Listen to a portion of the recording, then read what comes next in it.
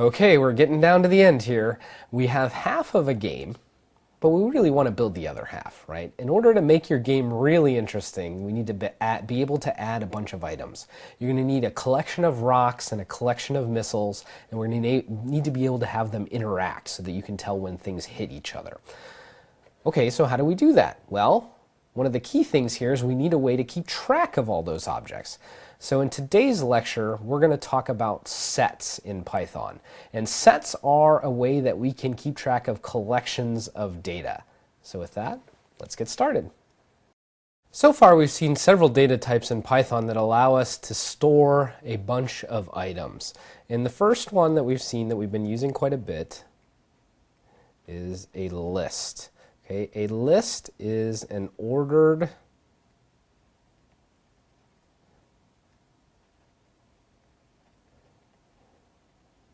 sequence of data. Okay, the second one that we saw is a dictionary. And a dictionary is a key to value mapping. In this video, I want to talk about a set. What is a set? A set is an unordered collection of data with no duplicates. All right? And each of these types has their appropriate usage. Okay? If I need to keep things in order, I need to use a list. If I want to map keys to values, I need to use a dictionary. So when do I use a set? Well, a set is kind of like a list. I can put a bunch of stuff in a set, but the fact that it's unordered and doesn't allow duplicates makes it faster to use than a list. So if I don't care about ordering and if I'm not going to have duplicates, then I should use a set. So what's an example of a set? So we've seen a list in Python looks like this: 1, 2, 3, 1, 2. There's a list with 5 elements. Well, a set in Python looks like this: 1, 2, 3. All right, and I didn't add that extra 1, 2 because I cannot have that in a set because a set does not allow duplicates. All right, this is a powerful construct that allows me to more efficiently test is something in the set, to add something to the set, or remove something from the set than I could do with a list. Okay, rather than continuing to talk about sets in the abstract, let's just use them. Let's create a set of instructors for this class.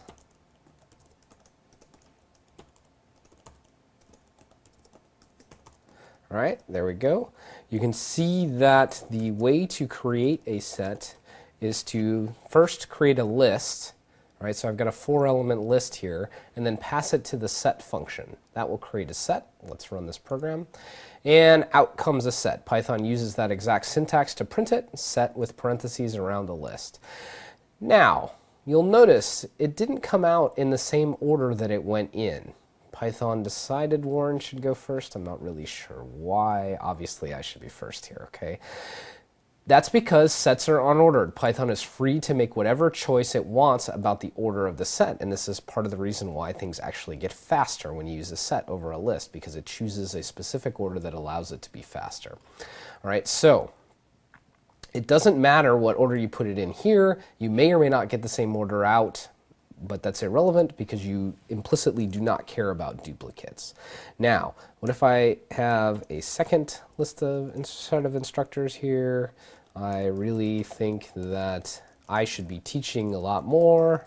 Maybe you're a little bit crazy and you think Warren should be teaching a lot more. And we still want Greiner and Wong. Okay, let's print instructor 2.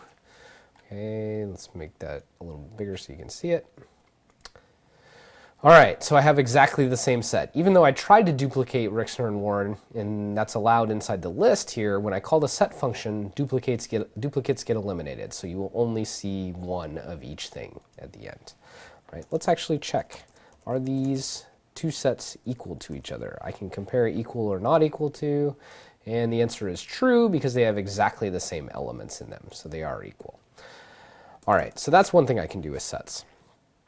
I can also iterate over sets.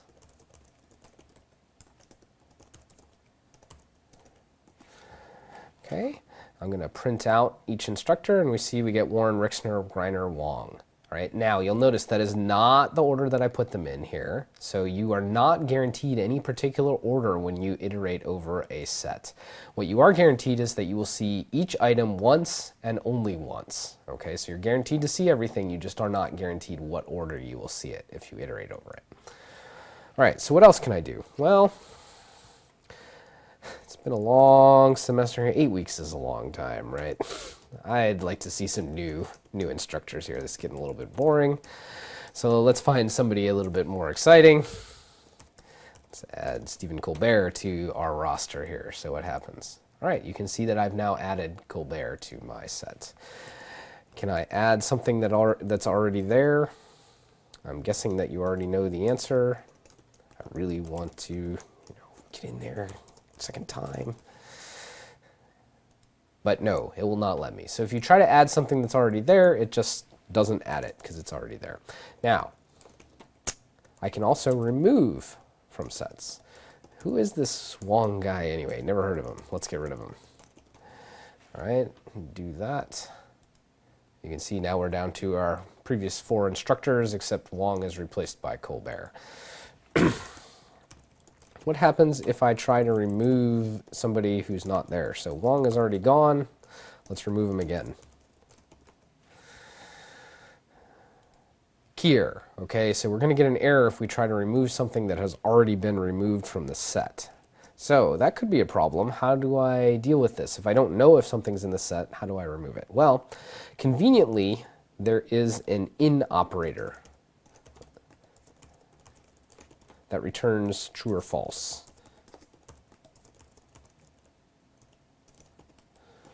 Okay, and so if I run this, you can see it returns true. Rixner is an instructor, false. Wong is not an instructors. Okay, so these are the basic operations of sets. I can create a set using the set function. I can compare sets for equality with equal equal. I can iterate over sets using for loops just like they were lists, except I'm not guaranteed what order I'm going to get elements out. I can add instructors, I can remove instructors, and I can test if instructors are in the set. Okay, so let's put sets into the context of our game. Our game is going to have collections of rocks and collections of missiles, and it's convenient to keep them in a set. Why? Well, we don't care about their order, and there's not going to be any duplicates. So I can keep them in a set. I can iterate through the set to update them and update their position. I can iterate through the set to draw them, and I can iterate through the sets to figure out if I've collided with them. Okay, so let's start back here with our sets of instructors, and let's talk about working with sets. And I'm not going to give you an example that actually shows you how to collide with things. Rather, I'm going to show you an example of how to do something to a set. So I want to create a function. So I've got my instructors here, right? They still print. Everything is as it was before. I want to create a function, and I'm going to call it get rid of, and I have an instructor set and a starting letter. So I want to write a function that gets rid of all the instructors whose names start with the starting letter. So first, I'm going to create a new set. Let's call it remove set.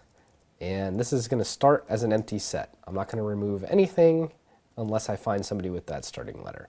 Okay, so now I say for instructor in instructor set. What do I check here? Well, if instructor 0, the first letter of their name, is equal to the starting letter, what do I want to do? Well, then I want to add them to the remove set. Why don't I just remove them directly from instructor set right now, or inst set? Well, because it's a bad idea to be modifying the thing that you're iterating over. And we talked about this with lists. If you do that, it leads to errors. You shouldn't be doing it with sets either.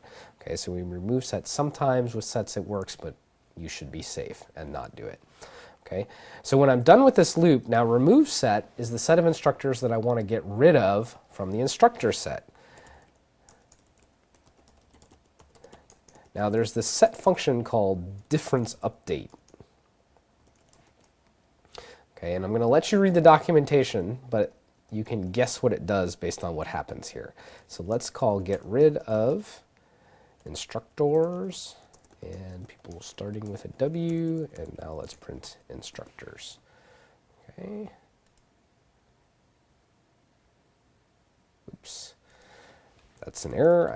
I wanted to add to that set, not just call it.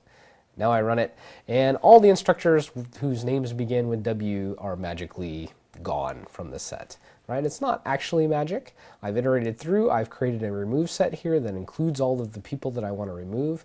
Difference update. Like I said, you should read the documentation, but hopefully it's obvious that it takes this set and gets rid of all the elements in that set from the instructor set.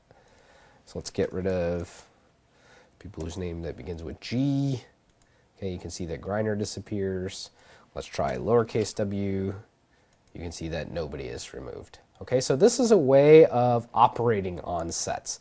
I'm going to leave it to you to think about how you can use this kind of structure to check for collisions and perhaps remove items from the set or create explosions or the like. All right?